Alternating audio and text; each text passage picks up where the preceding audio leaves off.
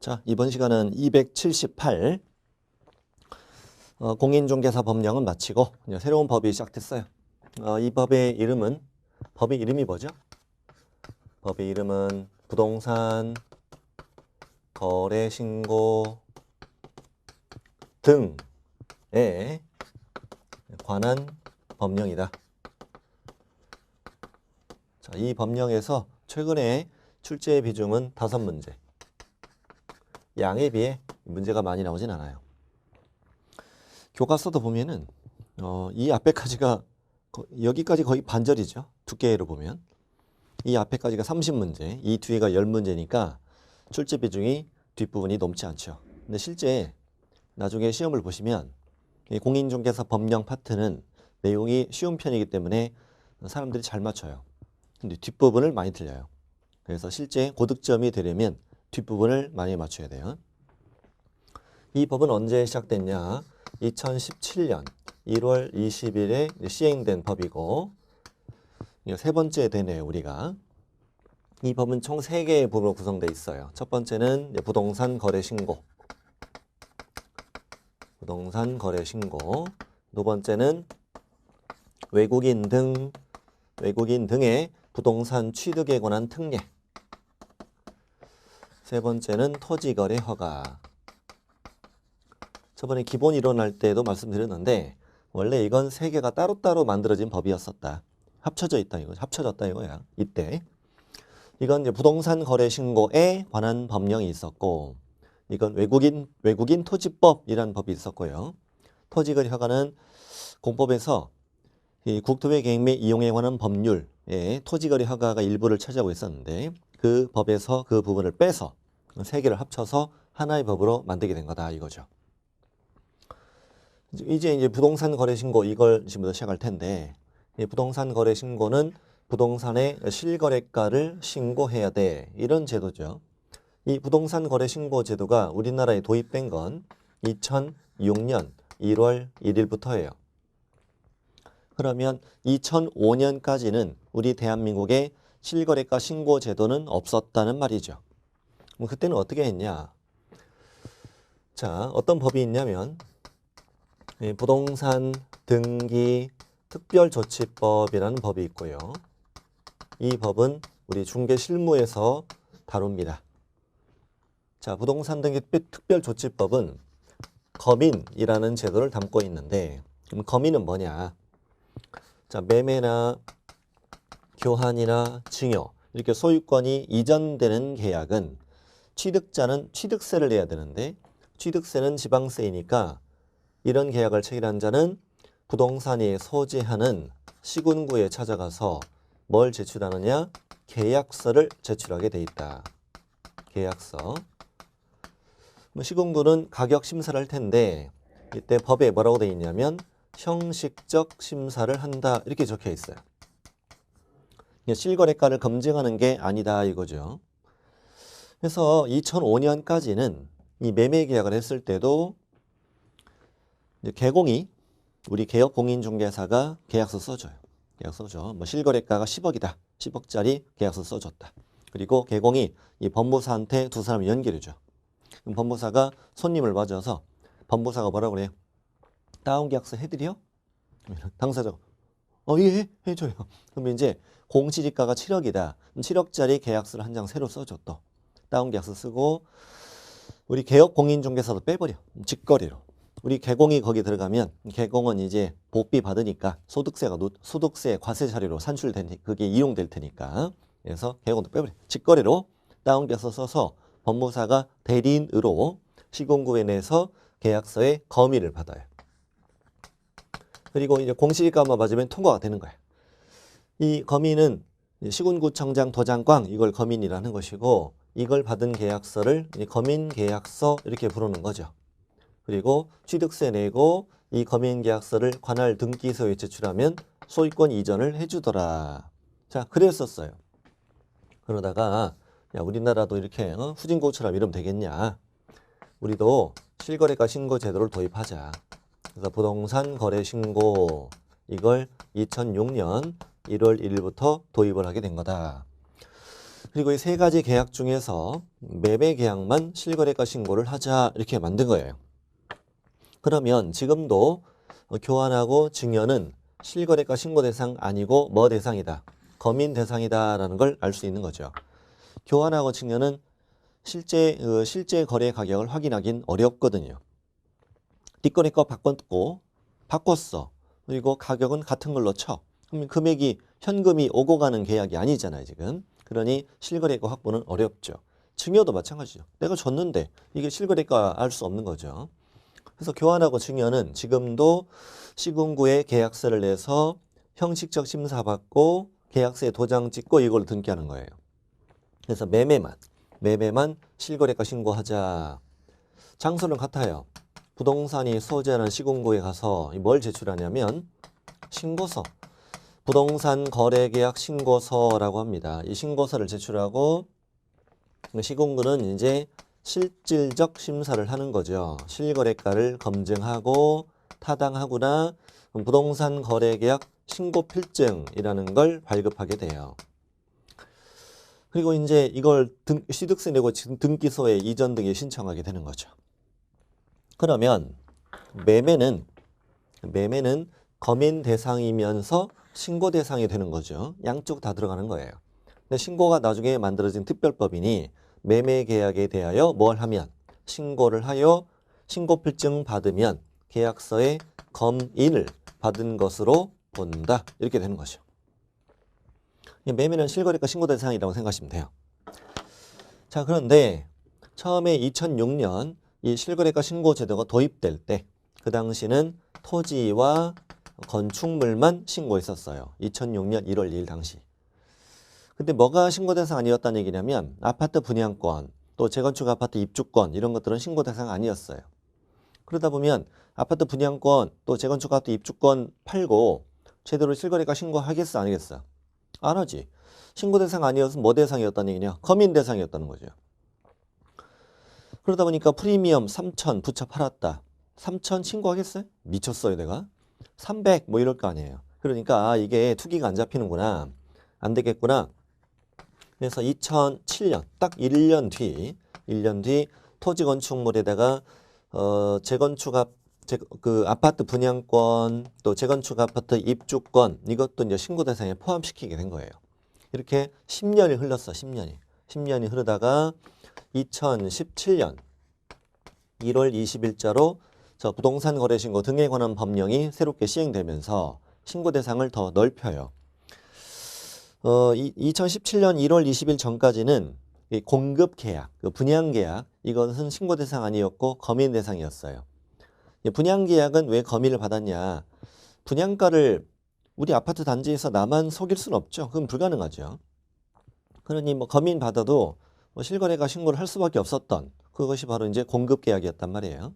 그런데 우리 대단한 대한민국 사람들 단지 전체를 다 다운 계약서 또 단지 전체를 다 업 계약서 하다가 걸린 거예요. 좀 소규모 단지 같은 경우. 그래서 야 니네 진짜 대단하다. 안 되겠다 해서 이때 그 공급 계약, 분양 계약도 신고해라. 그것도 주택이든 상가든 택지든 따지지 마. 전부 다 신고하고 공급 계약 다 신고하고 주택, 상가, 택지 따지지 말고 분양권 전부 다 신고하고 또 재건축 아파트 입주권도 다 신고해라. 전부 다 신고 대상 포함된 거예요. 그러면 이때 2016년까지 문제를 풀 때 토지 건축물 55, 아파트 분양권, 아파트 입주권 55, 공급 계약 X, 상가 분양권, 택지 분양권 X 이렇게 문제 풀었어요. 지금은 다 5로 문제를 푸니까 오히려 더 쉬워졌다 이거야. 자, 이 부동산 거래 신고 제도를 지금부터 시작하겠습니다. 278 저 위에 이제 서론 들어있고요. 그 밑에 구성, 이 법이 이렇게 구성되어 있다. 그 다음 재정 목적도 있어요. 뭐 국민경제 이바지 하재요. 279 2절 부동산 거래 신고 거기에 한 10줄 되는 거 있죠? 10줄 되는 것이 방금 제가 쭉 말씀드린 그 이력이에요. 그 다음 밑에 신고 대상으로 들어갑니다. 거래 당사자가 누구냐 이거죠. 거래 당사자는 매매 계약만 하니까 이 거래 당사자는 부동산 등의 매수인과 매도인을 말하는 거죠. 그리고 외국인 등을 포함한다. 그 말은 외국인 등도 부동산 거래 신고 해놔봐라.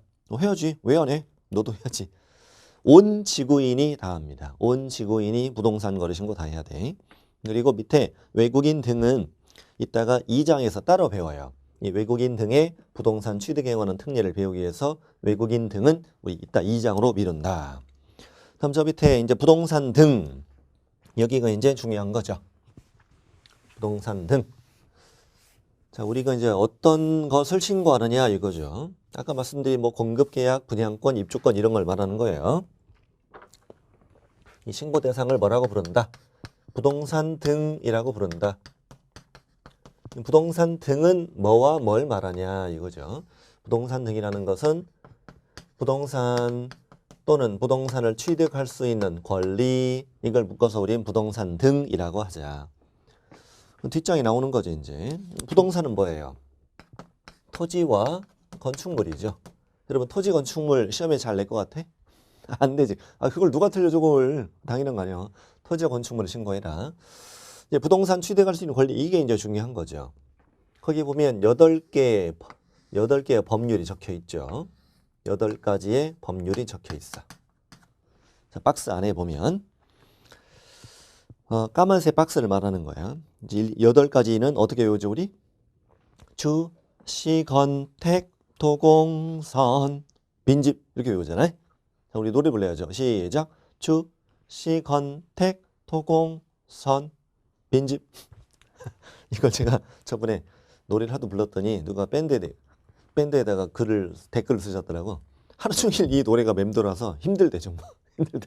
네, 그럴 수 있죠, 우리. 네. 합격을 위해서 뭐 그 정도 해야죠. 자, 주, 시, 건, 택, 토공선, 빈집. 좋아요. 자, 위에 기억, 동그라미 1번, 2번 있죠.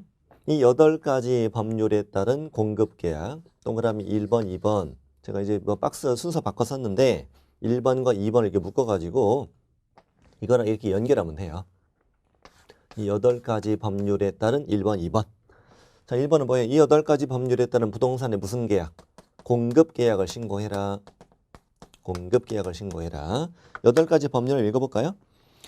앞글자만 외우면 돼요. 이 법의 내용을 묻진 않아요. 주택법에 따른 부동산의 공급계약. 오, 이렇게 푸는 거예요. 그 다음에 도시및 주거환경 정비법. 이 도시및 주거환경 정비법에 따라서 부동산 분양받을 수 있잖아요. 건축물의 분양에 관한 법률. 그 건축물 분양에 관한 법률은 상가 분양할 때 적용되는 법이에요. 여러분, 주택법이 단독주택 30호 이상, 공동주택 30세대 이상 적용되는 거잖아요. 그 미만은 이제 건축법 적용되는 거고, 상가도 그 분양 면적이 3,000제곱미터 이상, 오피스텔 30실 이상이면 건축물 분양에 관한 법률에 따라 이제 분양을 하게 되는 거고, 그 미만은 이제 건축법 적용되는 거거든요. 그런 거 몰라도 돼요. 그냥 상가 분양법이다 이거야. 택지개발촉진법, 뭐 택지 분양할 때 적용되는 법인갑죠. 도시개발법에 따라 부동산 분양받을 수 있죠. 공공주택특별법, 공공주택이겠죠. 산업입지 및 개발에 관한 법률은 산업단지, 뭐 농공단지 이런 걸 분양할 때, 택지 분양할 때 적용되는 법이고, 그 빈집 및 소규모 주택 정비에 관한 특례법은 뭐냐면, 그 원래 도시 및 주거환경 정비법에 있었다가 그 안에 그 법에서 빠져나간 거거든요, 이게. 공법 시간에 도시 및 주거환경 정비법 배우실 때 정비 사업이 원래 6개 있었다가 뭐 줄었다, 3개로 줄었다, 뭐 이런 얘기 들으셨잖아요. 빠져나간 건데 이게 이렇게 생각하시면 간단해요. 그 대규모 단지, 좀 대규모 아파트 단지 재건축은 도시 및 주거환경 정비법. 소규모 빈집, 이거에 대한 재건축은 빈집 및 소규모 주택 정비에 관한 특례법. 이렇게 생각하시면 간단해요. 그러니까 그렇게 하면 쉬워요. 그러니까 빈집이나 소규모 주택 이런 걸 재건축을 하는데 이 정비법 적용받아가지고 뭐 관리처분 계획 받고 뭐 인가 받고 막 조합도 만들고 막 복잡한 절차를 거치면 쉽게 하기 어렵잖아요. 그래서 빈집과 소규모 주택 이 재건축에 대해서는 조합도 결성하지 않아도 되고 간편한 절차로 재건축이 가능하게 법을 하나 만들자. 이게 바로 빈집 및 소규모 주택 정비에 관한 특례법이다. 간단하게 대규모 아파트 재건축은 정비법, 소규모 주택 이거의 재건축은 빈집법 이렇게 생각하시면 된다. 이 8가지 법률에 따른 무슨 계약을? 공급계약을 신고해라. 공급계약은 뭐냐면 시행사나 건축주로부터 최초로 부동산을 공급하는 계약이죠. 공급 분양하는 계약. 이것이 이제 공급계약이죠. 8가지 법률에 따른 공급계약을 다 신고해라. 이게 1번이죠. 자, 2번. 2번은 뭐냐? 이 8가지 법률에 따른 공급계약을 통하여 부동산을 공급받는 자로 선정된 지위. 이게 뭐예요? 분양권이죠. 부동산을 공급받는 자로 선정된 지위. 우리 같이 읽어볼까요? 시작. 부동산을 공급받는 자로 선정된 지위. 이게 뭐예요? 분양권이에요. 이게 공급계약을 통해서 부동산을 공급받는 자로 선정된 지위. 분양권 취득하죠. 이 분양권을 피 붙여서 뭐 했다? 팔았다. 이 분양권 매매계약도 뭐 해라? 신고해라. 이게 2번이죠. 2번. 8가지 법률에 따른 공급계약, 8가지 법률에 따른 공급계약을 통해 부동산을 공급받는 자로 선정된 지위의 매매계약. 이러면 이제 5 이렇게 문제 보시면 돼. 자, 3번하고 4번을 또 묶어보시고 3번하고 4번은 빈집법하고 이제 뭐 정비법과 빈집법 2가지 법이 들어 있잖아요. 이건 이제 재건축에 관한 내용이거든요. 자, 3번 할게요. 3번. 3번은 뭐냐? 도시민 주거환경 정비법에 따라 아파트 재건축을 해봅시다. 아파트 재건축을 한다. 그럼 현재 아파트는 철거되고 뭐가 남아요? 토지가 남죠. 토지. 맨 땅이 남아요. 이거를 여러분 정비법에는 종전토지라고 표현하죠. 종전토지라고 표현하는데 이 부동산 거래 신고에 관한 부동산 거래 신고 등에 관한 법령은 이걸 종전부동산이라고 표현해요. 앞으로 종전부동산이라는 말 나오면 종전토지라고 생각하세요. 자, 이게 이제 5,000세대 재건축을 하는데 이 5,000분의 1조가 갑거를 제가 그린 거야. 이 종전토지 그린 거고 사업 시행자가 정해졌어요. 그리고 사업 시행자는 재건축 아파트 소유자들에게 분양 신청 기간을 줘요. 정비법에 보면 30일에서 60일 사이로 준다고 돼 있죠. 분양 신청을 받아서 분양 계획을 짜는데 이 분양 계획을 뭐라고 불러요? 관리처분 계획이라고 부르죠. 이 관리처분 계획의 내용은 뭐냐면 이 종전 토지에 가격 평가를 하는데요. 이 평가 금액을 권리 가격이라는 표현을 쓰죠. 이 권리 가격이 3억으로 평가가 되었다라고 해. 그리고 이제 여기에 아파트 추가로 더 낼 금액이 있어요. 부담금 더 내야 돼요. 부담금. 평수도 늘어나고 삐값 변적해지고 그랬잖아요. 부담금 1억 더 낸다 이거야. 그러면 이 4억 원이 재건축 아파트의 공급 가격이에요. 공급 가격은 분양가 생각하시면 돼요. 분양가. 이게 결정되고 시행자는 시장 군수에 뭘 받아서 인가를 받아서 이제 아파트를 공급하는 거예요. 그래서 이제 시행사와 갑 사이에 재건축 아파트에 대해서 뭘 체결해요? 공급 계약을 체결해. 이 공급 계약은 뭐 해야 돼? 신고해야죠. 이게 바로 몇 번? 1번이야. 1번.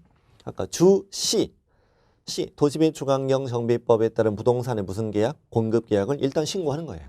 신고했고 이 공급 계약을 통해서 취득하게 된 건 입주자로 선정된 지위, 입주권이라는 표현을 써요. 입주자로 선정된 지위. 그럼 이 입주권과 이 분양권은 어떤 차이냐? 입주권은 종전 부동산이 있는 거, 분양권은 종전 부동산이 없는 거 이렇게 생각하시면 간단하다고. 그렇구나. 종전 부동산이 없는 거, 새 아파트 이걸 분양받으면 분양권. 이 종전 부동산이 있고 이걸 평가받아서 취득하게 된 건 입주권. 이렇게 해서 3번, 4번 따로 뺀 거죠. 이거에 대해서 피 붙여서 뭐 했다? 매매했다. 이걸 뭐 해라? 신고해라. 이게 몇 번? 3번. 입주권의 이 매매 계약도 신고해라 이거죠. 이거 이제 뭐라고 표현하냐면 관리처분 계획 인가로 취득한 입주자로 선정된 지위. 같이 해보죠. 시작. 관리처분 계획 인가로 취득한 입주자로 선정된 지위 이렇게 얘기하는 거예요. 자, 그러면 이 정비법, 이 도시매축환경 정비법만 가지고요. 다시 이 박스 안에 도시매축환경 정비법이 들어있잖아. 이 정비법 가지고 여기서 3개가 나오죠. 3개가. 자, 도시매축환경 정비법에 따른 무슨 계약? 공급계약. 또 이 정비법에 따른 공급계약을 통해 부동산을 공급받는 자로 선정된 지위의 매매계약. 또 정비법에 따른 관리처분계획 인가로 취득한 입주자로 선정된 지위의 매매계약. 이게 3개가 나오는 거예요. 그럼 뭐냐면 무슨 말이냐면 현재 아파트 재건축을 했잖아요. 재건축을 했는데 종전 아파트 소유자들이 전부 다 분양 신청하는 건 아니잖아. 그러면 분양 신청 아직 분양이 안 된 부분은 일반 분양할 거 아니에요. 조합원 분양 부분이 아닌 일반 분양 부분이 있잖아요. 일반 분양 부분은 종전 부동산이 없는 사람이 분양받은 거잖아요. 그거는 뭐예요? 분양권이잖아요. 종전 부동산이 있는 사람이 분양받은 건 뭐고? 입주권인 거죠. 그러니까 이 3개가 나오는 거야. 이 조합원 분양권이건 일반 분양권이건 이 도시매축환경정비법에 따른 무슨 계약은 공급계약은 다 신고하고 또 일반 분양 이 정비법에 따른 공급계약을 통해 부동산을 공급받는 자로 선정된 지위 이거 매매계약도 신고하는 거고 또 이 조합원 분양권 조합원 분양 부분은 정비법에 따른 관리처분계획 인가로 취득한 입주자로 선정된 지위 매매계약 이렇게 되는 거예요. 그러면 4번도 마찬가지겠네. 빈집 및 소규모 주택 정비에 관한 특례법에 따른 무슨 계약? 공급계약도 신고하고 이 빈집법에 따른 공급계약을 통해 부동산을 공급받는 자로 선정된 지위의 매매계약도 신고하고 또 빈집법에 따른 여기도 무슨 계획이란데? 사업시행계획이라는 표현을 쓰네. 사업시행계획 인가로 취득한 입주자로 선정된 지위 이거 매매계약도 신고하는 거야. 빈집법도 3개 나오는 거야. 그러니까 이 안에서 정비법 3개 나오고 빈집법도 3개 나오는 거야. 나머지는 이게 2개만 나오는 거고. 자, 이렇게 생각하면 이게 정리가 되는 거예요. 됐어요? 됐어. 잘 이해 안 되면 이만큼 돌려들어요. 이 정도면 완벽하게 정리된 거야. 자, 됐어요. 이게 이제 부동산 등이다 이거야. 밑에 주의. 우리 공인중개사 법령엔 중개대상물 중에 임목, 광업, 공장, 재단이 있잖아. 이건 신고대상이다 아니다? 아니다. 그래서 밑에 OX도 있잖아요. 공인중개사 법령상 중개대상물 매매계약은 전부 다 부동산 거래 신고해라. X가 되는 거죠. 자, 계약은 어떤 계약만? 매매계약만 신고한다고 그랬죠. 오로지 무슨 계약만? 매매계약만 신고한다. 공급계약도 매매계약이에요. 매매만 신고한다. 자, 그리고 그래서 교환이나 증여, 교환 증여 X, 교환 증여는 우리 검인 대상이죠. 임대차 다 X. 뭐 거기 없지만 뭐 경매 X 다 필요 없어. 다 X야 그냥 다 X. 매매만. 뭐 더 있어 헷갈리기라도 하지. 자, 신고관청. 신고관청은 어디? 부동산 등 소재지 관할 시장 군수구청장이다. 부동산 등 소재지 관할이에요. 우리 시장군수구청장 이렇게 얘기할 때 이 시장은 구가 설치되지 아니한 시일 때 시장이고 특별자치시장도 들어가 여기는. 특별자치시장, 특별자치도 행정시도 들어가고 여기에 신고해라. 이걸 신고관청이라고 하자 이거지. 자, 오른쪽에 주의. 공인중개사법에는 등록관청이라는 개념이 나오잖아요. 등록관청은 뭐죠? 우리 중개사무소, 소재지 관할 시군구를 말하는 거지. 중개사무소가 있는 시군구. 그럼 예를 들어서 여기는 A구다. 다르게 할까요? 강남구로 할까요? 자, 강남구에 중개사무소를 두고 있는 개업 공인중개사. 그러면 강남구는 우리 공인중개사법상 등록관청이라고 하면 되죠. 이자가 강남구에 있는 아파트를 중개했다. 그러면 강남구는 신고관청과 같은 거죠. 이제 등록관청, 신고관청 같은 거고. 근데 이 개공이 서초구 여기에 아파트를 중개하였다. 그럼 이제 서초구를 뭐라 불러야 돼? 여기를 신고관청 이렇게 부르게 되는 거죠. 그러니 등록관청, 신고관청은 같을 수도 있고 다를 수도 있는데 당연히 어디 가서 신고해라. 그렇죠. 신고관청에 신고를 해야죠. 시험에 이렇게 나와요. 개공은 등록관청에 신고해야 한다. X. 좀 더 구체적으로 거기에 OX 있어요. 2번. 중개사무소 소재지를 관할하는 시장군수구청장에게 신고해야 한다. X. X입니다. 그러면 이따가 어떤 것도 배우냐면 그 다음 시간에 배울 텐데 우리 개공은 신고관청에 신고할 거야. 여기에 신고를 하는데 만약에 여기서 의무를 위반했다. 그러면 당연히 신고관청에서 이 개공에게 과태료를 부과하겠지. 과태료 부과하는데 이 과태료 부과 사실을 신고관청은 그 개공의 사무소가 있는 시장군수구청장 등록관청에 이렇게 통보를 해줘라. 이런 것도 이따가 배워요. 이런 것도 나와요. 아 그렇구나. 다음 신고 기한. 언제부터 얼마? 계약일부터 60일. 자, 계약 체결일부터 60일입니다. 잔금일이 아닙니다. 계약 체결일부터 60일. 60일 안에 안 들어오면 당연히 과태료가 부과되죠. 자, 그리고 신고 의무자. 이게 중요하죠, 이게 이제. 누가 신고를 할 거냐. 신고 의무자는 이제 크게 이제 두 개로 나눕니다. 당사자가 직거래를 했습니다. 그리고 개공이 중개를 했습니다. 직거래는 또 세 개로 나눕니다. 당사자는 공동신고해야 됨이 원칙입니다. 그 다음에 한쪽이 국가 등일 땐 국가 등이 신고를 해야 합니다. 한쪽이 신고를 거부할 땐 단독으로 신고가 가능하지요. 중개했으면 당연히 누가? 우리 개업 공인중개사가 신고를 해야 합니다. 이렇게 네 개로 나누는 겁니다. 됐어? 별거 아니에요. 자, 그럼 이제 가보죠. 직거래, 공동신고.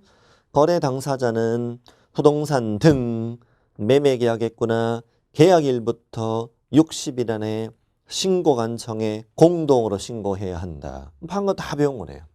거래 당사자, 매도 매수인, 부동산 등 매매 계약만 계약일 60일 공동으로 신고해야 한다. 그럼 이것만 알면 되겠네요. 근데 이걸 왜 시험에 안 내냐면 예외가 있잖아요. 그럼 이걸 문제 내고 싶으면 이렇게 내야 되겠네. 당사자 직거래의 경우에서 일방이 국가 등인 경우와 일방의 신고를 거부하는 경우를 제외하고는 당사자는 공동으로 신고해야 한다. 이렇게 시험이 되겠어? 말도 안 되지. 안 나오지. 그러니까 공동신고 원칙 이러고 진행하면 되죠. 시험에 당연히 얘기 나오지 이제. 이 나오죠. 예외가 나오는 거죠. 일방이 국가 등이다. 자, 거기요. 국가, 지방자치단체 일단 두 개. 국가, 지방자치단체. 그다음에 대통령령에 정하는 자가 밑에 박스 안에 더 들어있는데 가봅시다. 기업번 맨 끝에 공공기관 밑줄치고 공공기관 니은은 세 군데. 지방직영기업, 지방공사, 지방공단. 그럼 총 6개죠. 국가, 지방자치단체, 공공기관, 지방직영기업, 지방공사, 지방공단. 그럼 이제 이렇게 외워요. 국가, 공공기관, 지방. 시작. 국가, 공공기관, 지방. 일단 누가? 국가 등이 신고해야 한다. 동그라미 1번. 국가 등이 신고해야 돼. 동그라미 3번. 일방이 국가 등인 경우는 국가 등이 단독 신고해야 되기 때문에 다른 일방은 신고 의무가 없다. 다른 일방 아예 신고 없다고 해야 돼. 뭐 이게 간단히 나와요. 당사자 중 일방이 지방공기업법에 따른 지방공사인 경우에는 지방공사가 부동산 거래 신고를 해야 한다. 오, 이렇게 풀면 돼요. 자, 됐고요. 자, 거부. 한쪽에 거부합니다. 저 밑에 두 줄 시험에 그냥 그대로 나옵니다.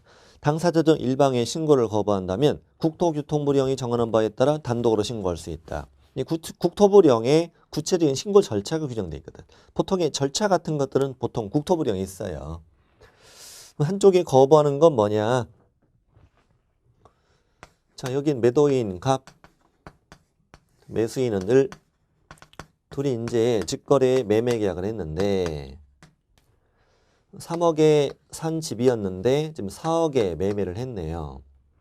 1가구 1주택 양도세 비과세 받네요. 그 사실 을이 알고 갑한테 기분인데 뭐 기분인데 그냥 시원스럽게 5억에 신고 좀 해주면 안 될까? 실제 거짓 신고 되게 많이 합니다. 굉장히 많이 해요. 많이 걸려요. 그리고 네. 자, 통계를 최근에 봤는데 이따 한번 기억나 말씀드릴게요. 이렇게 이제 거짓 신고하면은 거짓 신고 좀 해줄래? 그랬더니 갑이 됐어요. 저 공인중개사 공부해요. 공부하는데요. 당신은 지금 취득세 좀 더 내는 것 같아도 이거 나중에 5억에 되팔아가지고 양도세 안 내려는 거 다 알아요. 그랬더니 을이 아이 알아? 요즘엔 다 알더라. 진짜 공부 아는 사람이 없네. 미안해 좀 해줘봐. 그냥 기분인데 해줘봐. 갑이 됐어. 이거 거짓 신고하다 걸리면은 과태료고 5%. 4억에 5%가 얼마야? 2천만 원. 됐어. 내가 뭘 좋다고. 됐어. 을이 자, 알았어. 복비 0.4 160 쏠게 그냥. 갑이 뭘 자꾸 쏴. 뭐 사냥꾼이셔? 됐어. 지금 과태료 2천인데 지금 160 가지고 되겠어? 돼. 한 500 좀 물을까 그냥. 을이 야, 나 안 해. 나 신고 뭐 했어? 거부하면 상대방이 어떻게 할 수 있다고? 단독으로 신고할 수 있다. 이렇게 되는 거예요, 이게. 이런 스토리는 절대 시험이 안 나와. 그냥 그런가 보다 하고 지나가시면 돼요. 그냥 이 문장 그냥 그것만 그대로 나와요. 자, 뒤로 갑니다. 자, 개공이 중개했다. 동그라미 1번. 개업공인중개사가 공인중개사법에 따라 거래계약서 작성 교부했다. 누가 신고해? 우리 개공이 신고해야죠. 개업공인중개사가 신고해야 한다. 자, 공동중개했을 땐 당연히 공동신고해야 됩니다. 공동중개가 잘 나오더라고. 그 개공들이 그 공동중개한 개공이 다 공동신고해야 돼요. 3번도 중요해요. 우리 개업공인중개사가 거래계약서 작성 교부했다. 거래 당사자는 신고 의무가 없다. 이렇게 해야 돼. 신고 의무가 없다 하면 느낌이 되게 흔들리거든요. 뭐 없기까지 되나? 뭐 이런 생각이 드는거든. 해야 돼. 안에 의무가 없어요. 개공에 신고해야 되니까. 밑에 주의는 왜 틀렸어요? 되게 잘 나왔거든요. 개공과 당사자가 공동신고 틀려요. 셋이 공동신고하는 건 한 번도 안 나와요. 한 번도 안 나와요. 올해 이런 것도 예상되는데 자, 작년에 이렇게 나왔어. 어떤 지분이 나왔냐면 지방자치단체, 여기 국가 등이요. 지방자치단체가 개업공인중개사에 중개 없이 토지를 매수했다. 지방자치단체가 거래신고해라. 오 이렇게 나왔어요. 그럼 이번 어떻게 더 가능하냐. 국가 등이 개업공인중개사의 중개로 부동산을 매수했어. 그럼 누가 신고해야 돼? 누가? 개공이 신고해야 돼. 그렇게 공부하셔야 돼. 이렇게 문제 이번에 확률이 아주 높아요. 자, 그러니까 다시 국가 등이 개공의 중개 없이 취득했다면 국가 등이 신고해야 돼. 근데 국가 등이 개공의 중개로 매수했다면 이번에 누가? 개공이 신고해야 됩니다. 개업공인중개사가 중개하면 항상 개공이 신고하는 겁니다. 자, 밑에 금쟁이는 이따 뭐 과태료 쪽에 나오니까 지금은 이제 편안히 실행하세요. 저 밑에 신고 절차. 방문 신고. 그렇죠. 신고서 갖다 내는 방법. 전자문서 신고는 그 부동산 거래 관련 시스템이라고 있어요. 이 부동산 거래 관리 시스템이라고 그 홈페이지가 있습니다. 거기 다 적어놨잖아요. 홈페이지가 있는데 거기 가서 이제 그 홈페이지 안에서 신고서를 쓰는 거예요. 신고서를 홈페이지 안에서 이제 인터넷으로 작성하는 거예요. 자, 그리고 3번. 부동산 거래 전자계약 시스템. 우리 전자계약서 쓰면 신고서 안 내도 되잖아요. 그걸 말하는 거죠. 전자계약 홈페이지에서 전자계약서를 작성하면 신고서를 안 내도 되는 거. 이걸 말하는 거고. 이건 이따 다시 나올 거예요. 자, 밑에 절차. 시험에 이제 구체적인 방문 절차가 이제 시험에 나오는 거고요. 뭐 당연히 이걸 내는 거죠. 자, 부동산 거래 계약 신고서 이걸 제출할 것인데 여기에다가 누가 서명 또는 날인할 것이냐 이걸 이제 묻는 거죠. 예상해 볼까요? 누가 하겠어요? 공동으로 서명 날인하겠지. 여기는 국가 등이 서명 또는 날인하겠지. 한쪽에 거부하면 그렇지 단독으로 서명 날인하겠지. 여기는 개공이 서명 날인해야지. 이거야. 별거 없어. 이것도 또 중요한 건 뭐냐. 첨부 서류. 거래계약서 사본을 왠지 모르게 첨부를 좀 할 것 같잖아요. 이걸 이제 첨부할 것이냐 하지 않을 것이냐에 관한 내용. 자, 완벽하게 믿음이 가는 곳은 안 내요. 자, 국가 등일 때 믿음 가잖아. 안 내. 그 다음 믿음 가는 데 어디야? 개공이 신고하죠. 개공이 신고할 때 내가 뭐 거짓 신고할 이유 어디 있어? 거짓 신고할 이유 전혀 없지. 안 내. 당사자 공동신고 둘 다 사인하잖아. 그래서 이것도 믿음을 줘. 그래서 안 해. 그래서 간단해. 이것만 하면 돼요. 한쪽이 거부해서 단독 신고할 때만 뭘 첨부한다. 계약서 사본을 첨부한다. 이렇게 공부하시면 간단해요. 자, 읽어볼게요. 공동신고. 당사자는 부동산 거래계약 신고서에 어떻게 공동으로 서명 뜨는 날이나여 신고관청에 제출해야 한다. 좋아요. 공동 신고라는 건 공동으로 서명 또는 날인 이걸 뜻하는 거죠. 공동으로 서명 또는 날인 제출하는데 이 제출할 때 누가 제출해라 이런 말 없죠. 아무나 가도 된다는 말이에요.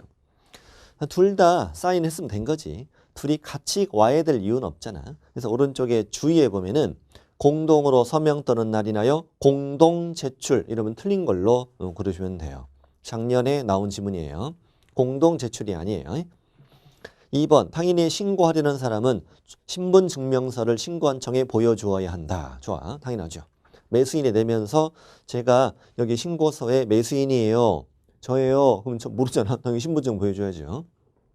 일방이 국가 등이면 당연히 누가? 국가 등이 신고서에 단독으로 서명 또는 날인해서 신고한청에 제출하세요. 그리고 신분증을 보여주세요. 내는 사람은 자연인이 갈 테니까. 다음에 한쪽의 거부로 단독 신고한다. 단독으로 신고하려는 자는 신고서에 단독으로 서명 또는 날인 당연하죠. 그 다음에 서류를 첨부해서 제출해라 이거야. 이 경우 신고관청은 이런 말도 있어. 단독 신고 사유에 해당하는지 여부를 확인해야 한다. 첫 번째 뭐래라? 거래계약서 사본. 두 번째 단독 신고 사유서. 사유서 뭐 당연한 거 아니에요? 사유서에 뭐라고 써야 돼? 지금 매도인이 혼자 가잖아요. 아니 매수인 저 인간이요. 아니 느닷없이 높여서 신고하자는 거예요. 근데 저는 무크랜드 공인중개사 공부하고 있거든요.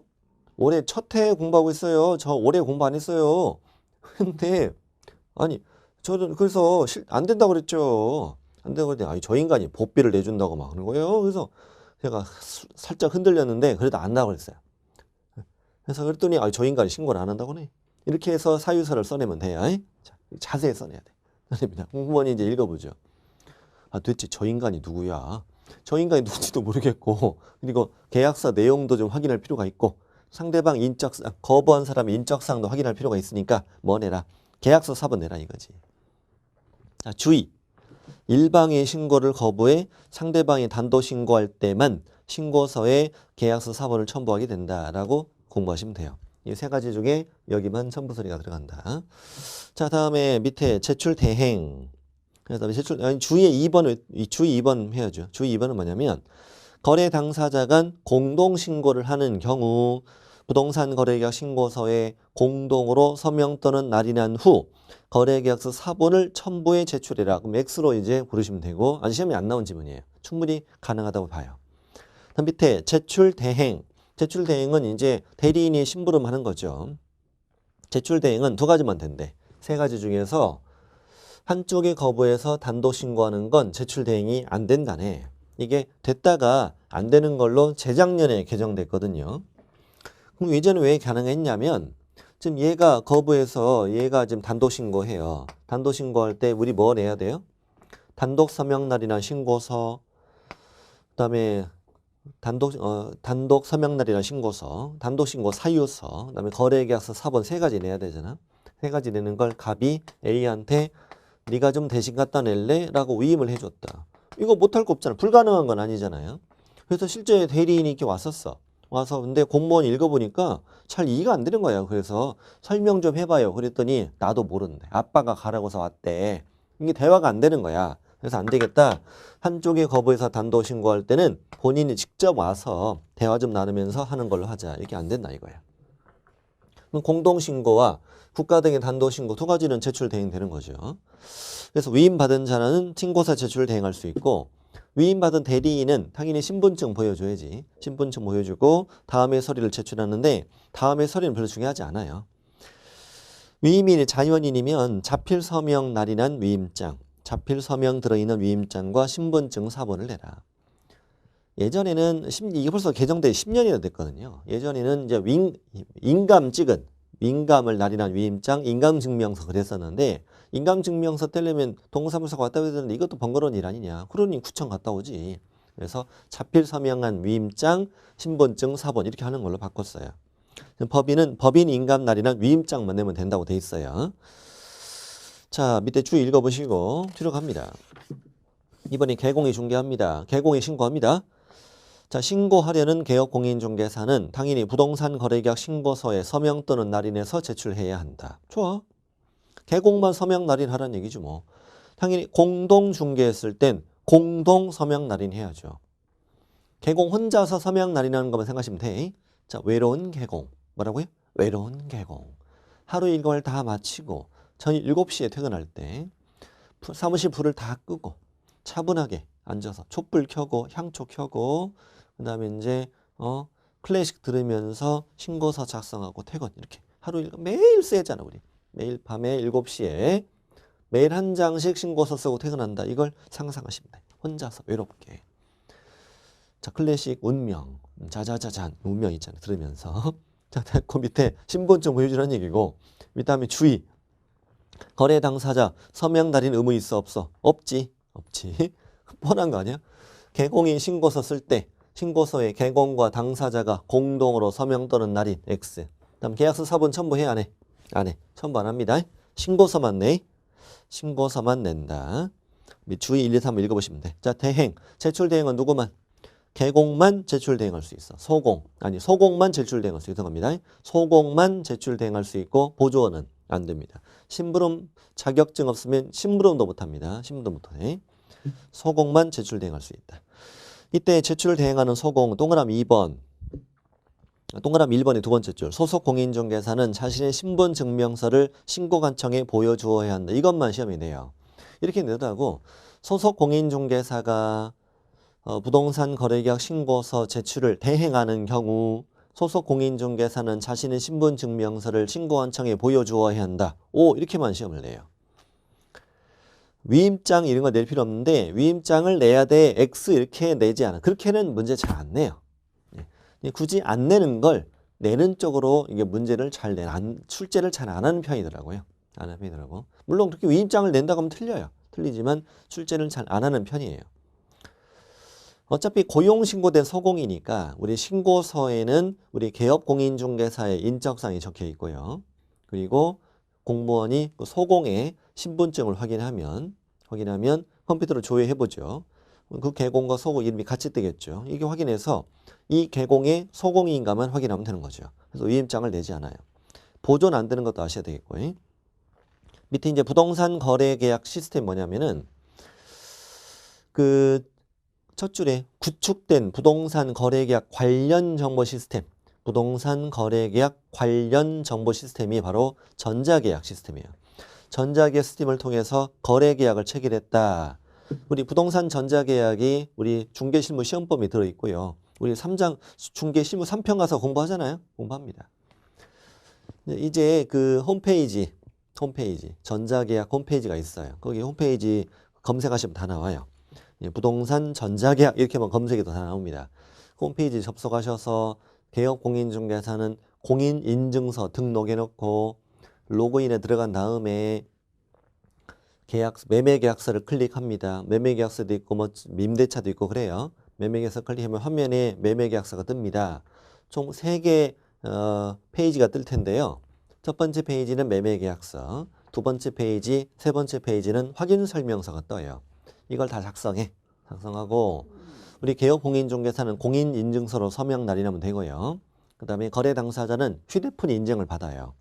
전화번호 누르고 확인 누르면은 이제 문자 뜨잖아. 문자 번호 거기 숫자 이렇게 입력하면 되는 거잖아요. 그런 다음에 휴대폰으로 어플 다운받아야 돼요. 부동산 전자계약이라는 어플을 검색해서 다운받아요.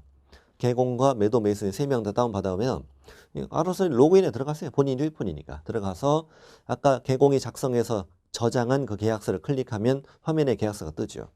그리고 매도인, 매수인, 개공 각자 자리에 클릭하면 화면에 이렇게 서명 날인하는 화면이 떠요. 휴대폰 화면에. 그래서 손가락으로 서명을 하시는 거예요. 암흑에. 그래서 딱 저장이 되죠. 이런 식으로 계약서 쓰는 걸 전자계약이라고 그래요. 이렇게 전자계약서 작성해서 저장하면 신고서 낼 필요 있다 없다? 없다 이거야. 신고서 낼 필요 없어요. 그래서 그 첫 줄 부동산 거래계약 관련 정보 시스템 이걸 통해서 거래계약을 체결했다면 그 거래계약이 체결됐을 때 당사자가 공동신고, 국가 등의 단독신고, 그다음에 개공의 신고 세 가지는 신고서를 제출하는 것으로 본다. 신고서 낼 필요가 없다 이겁니다. 자, 이번 시간 여기까지 하려고 하고요. 다음 두 번째 시간에 모여서 자, 285페이지 중간에 있는 신고사항, 그리고 신고서 작성 방법, 그다음 그 뒤에 또 있어. 뭐 여러 가지 뭐 해제 신고도 있고 정정 신청 변경 신고 과태료 이런 걸 쭉 이제 공부하게 됩니다. 자, 두 번 시간에 뵙겠습니다.